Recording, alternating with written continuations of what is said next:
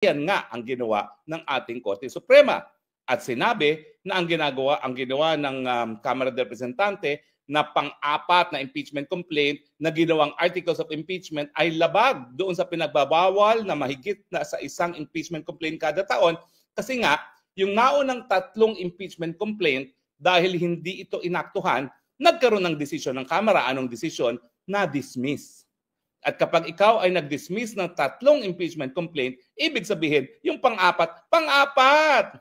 Ay, ako naman. Please lang, talaga bang napakahihina ng kokote ng ating mga congressman na hindi maintindihan na kapag sinabing bawal ang more than one, ang pang-apat ay bawal. Siyempre naman, hello! Ang laki-laki ng mga ginastos ninyo para mahala sa posisyon nyo. Ang laki-laki ng mga budget ninyo. Hindi nyo maintindihan na 4 is more than 1. Hello talaga! Now, bukod pa dyan, ano mang sinasabi nila? Abay, linabag daw, at ito yung mga Kiko Pangilinan at mga antivirus ng saligang batas, ang prinsipyo ng separation of co-equal branches of government. Well, yan po, matagal na pong nadesisyon yan ng Korte Suprema. Kapag sinabi natin na ang hudikatura ay co-equal branch of government, sa totoo lang po, hindi totoo yan sa realidad. Bakit? Pinakakonti ng budget ang Korte Suprema. Pangalawa, wala talaga silang mga pulis na magpapatupad ng kanilang mga desisyon. Ang meron lang sila, court martials, para siguruhin naman ang seguridad ng hukuman at ating mga huwes. Pero nakasalalay pa rin sa ehekutibo ang pagpapatupad ng kanilang mga order sa pamamagitan ng court sheriffs na hihingi ng tulong sa kapulisan. Wala silang sandata, kasi ang sandata nasa ilalim ng Kamara ng Presidente. At wala silang power of the purse. Bagamat meron silang tinatawag ng fiscal autonomy na hindi po pwedeng bawasan ang kanilang hinihinging budget, ang katunayan niyan, ang power of the purse nasa Kongreso, lalong-lalo na sa Kamara de Representante. Dihado talaga ang hudikatura. So kaya lang siya naging co-equal branch of government kasi ang kanyang katungkulan ay itaguyod ang supremacy. Itaguyod na ang ating saligang batas ay pinakamataas na batas sa ating bansa. Kaya po siya naging co-equal branch of government kasi ang trabaho niya masiguro na umiral ang supreme law of the land at yan nga po ang ating saligang batas. At itong pagkakataon nito, yan nga ang ginawa ng Korte Suprema. Wala silang militar, wala silang control sa budget gaya ni Tambaluslos, wala silang army, and yet ang ginawa nila, yung kanilang katungkulan na ipatupad ang supremacy ng saligang batas, ayan. Yan ang kanilang dahilan kung bakit sila co-equal branches of government. At nagagalak naman po ako na si Atty. Fordy Topacio ay gagawa ng hakbang sa ngalan po ng PDP Laban at Sambayan ng Pilipino na disiplinahin yung mga naglalapastangan sa mga naging desisyon ng Korte Suprema, pangunahin na si antivirus. So antivirus kasi, gaya ng ginawa niya sa akin sa Senado, palibasa siya ay Senado, akala niya pwede siya maghari-harian. Di ba ang ginawa niya doon sa aking hearing? Gusto niya siya lang magsasalita. Binabasa niya yung script niya, hindi siya po pwede ma-interrupt. At kapag ikay magsasalita, magagalit siya na sinang-ayunan naman nung akala ko kaibigan ko ng Gatchalian. Hay nako, hindi na tayo magkaibigan talaga mula nang ginawa mo yun. I want to tell you that, Gatchalian. Oh, ano nangyari sa kanya? Kung ano ng mga pinagsasabi niya sa Korte Suprema. O ano nga ba yung sinabi niya? Ito, basahin natin ha. Basahin natin, baka sabihin niyo naman nagsisinungaling ako na talagang linapastangan niya ang desisyon ng Korte Suprema. Oh, ito. Basahin natin. Ay, naku, dapat pala hinanda ko na bago tayo nag-broadcast. Naku, bakit ba hindi ko mahanap dito yung Google? Anyway, hanapin po natin 'yan.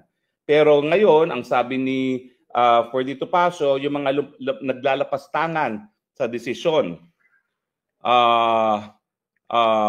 ng Korte Suprema dito sa impeachment complaint, sasampahan nila ng impeachment complaint. Oh, tama lang naman po. Oo. Bakit? Dahil kapag yan ay linapastangan mo, sinisira mo yung tiwala ng taong bayan sa hudikatura na ipatupad ang supremacy ng ating saligang batas. At kapag patuloy mong lalapastanganin ang sinabi ng Korte Suprema, mawawala ng tiwala ang taong bayan sa ating hudikatura, sino pang susunod sa mga desisyon ng hudikatura na wala namang armed forces para itupad ang kanilang desisyon? So kapag naglapastanganan ka, bagamat meron kang karayaan ng malayang pananalita, pero ikaw ay isang partido sa isang kaso at ang Senado naman, ang mga senador ay partido sa kasong yan dahil kasama sila doon sa nademanda doon sa Korte Suprema, ibig sabihin, sinisira mo yung tiwala ng taong bayan sa institusyon at ikaw, Ontivirus, dapat kang maparusahan dahil bastos ka. Ni hindi ka abogado, akala mo kung sino ka. Mag-aral ka muna ng law school, pumasa ka bago ka magdadakdak dyan. Mantakin mo, 15 unanimous Supreme Court decision, nalapastanganin mo ang desisyon nila. Hilo ka ba? Ang yabang mo. Sa totoo lang, wala ka namang alam sa batas. And yet, kung ano-ano mga pinagsasabi mo dyan. Diba? Oh. Ay, nako. Sabi niya, disturbing questions daw. Anong disturbing questions? Bakit? Naintindihan mo ba yung mga tanong na yan? Eh, hindi ka nga abogado eh. Kaya ka nga nagbabasa lang ng script dun sa chief of staff mo na abogado. Diba? Tapos ngayon, dismayed ka dyan. Ha? Many disturbing questions about short-term and long-term consequences of this ruling daw. Okay? Diba? Ano ba yan? Actually, mas matindi yung maanghang talaga yung sinabi niya. Maanghang din yung sinabi ni De Lima. Tapos binawi. Kasi alam niya, hoy, De Lima, ha? Pwede pang mabuksan uli ang kaso mo dahil estudyante mo ba yung judge mo na nagpa-absulto sa'yo? Hindi mo sinagot yan. Ang pinasagot mo lang, spokesperson mo dahil ayaw mo magsinungaling. Ang sabi pa niya, I don't remember. Nako, tell that to, ewan ko ba, wag na Marines kasi matatalino na ngayon ang mga Marines sana.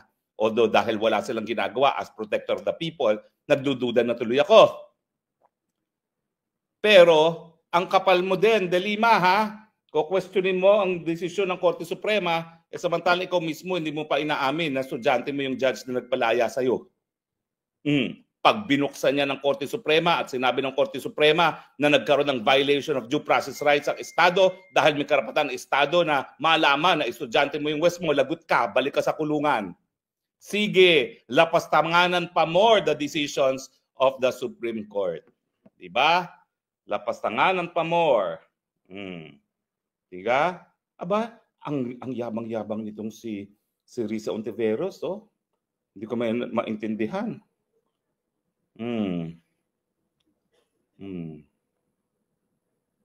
Oh. Sa Ligang Batas daw is a public trust. Oo, kaya nga nakakadismaya na ikaw kung anong dinadakdak mo, wala ka naman dahilan at sinisira mo pa ngayon ang tiwala ng taong bayan kasama ni De Lima. At ganun din naman itong si Pangilinan, ha? Itong sa Pangilinan, mag-ingat.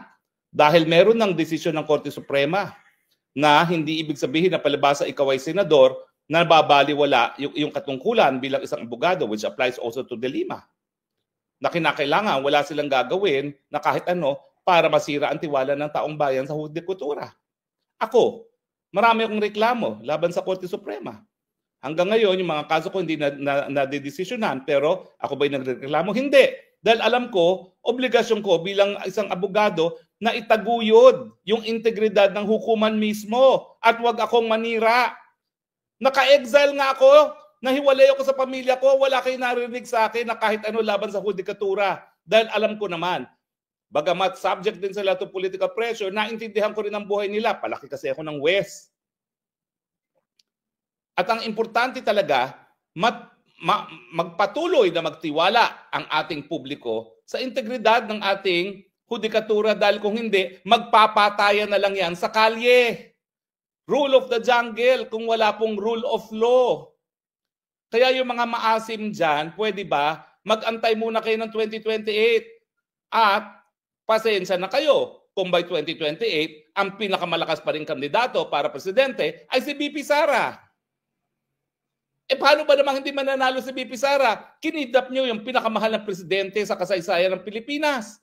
Hindi po nagsisinungaling yung mga approval at trust rating na pinakamataas ang Tatay Digong nang siya umalis ng opisina.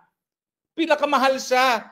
Tapos, ikikidnap nyo, ipatatapon nyo sa Hague, magsasabuatan kayong mga loyalista, mga dilawan at CPP-MPA terorista, at sa tingin nyo, matatalo nyo yung anak nung pinatapon nyo sa The Hague. Ayaw kong isipin ang what is inevitable in life. Diba? Sabi nila, taxes and death. Pero pag may nangyari pa, Tatay Digong sa The Hague, kalimutan nyo na nang mapapalitan nyo si Inday Sara